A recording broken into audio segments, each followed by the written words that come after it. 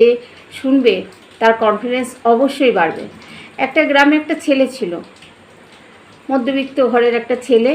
সে পড়াশোনা করত, খুব চেষ্টা করতো পড়াশোনা করে কিছু একটা করব, কিন্তু তাকে যেন কিছুতেই সাহায্য করতো না বিদ্যাদেবী।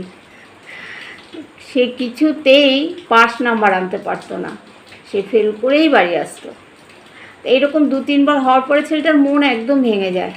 সে ভাবতে ভাবতে বাড়ি আসে যে আমার দ্বারা কি তাহলে আর কিছুই হবে না, আমি কিছুই পারবো না। তখন বাড়ি এসে সে ক্লান্ত হয়ে শুয়ে পড়ে এবং বিকেলে তার ক্লাসমেট এসে তাকে ডাকছে, হে অর্জুন ওঠ, রেজাল্ট বেরিয়েছে আমার, তোরটা দেখি। তখন সে দেখে বলছে, তুই তো পাস করেছিস ভাই, আমি তো পাস করতে পারলাম না, আমি আবার ফেল করেছি। তখন বলছে যে, আরে ফেল করেছিস তাতে কি হয়েছে, আর একবার চেষ্টা কর, 2-3 বার তো করলি, এবার কর, অবশ্যই পারবি।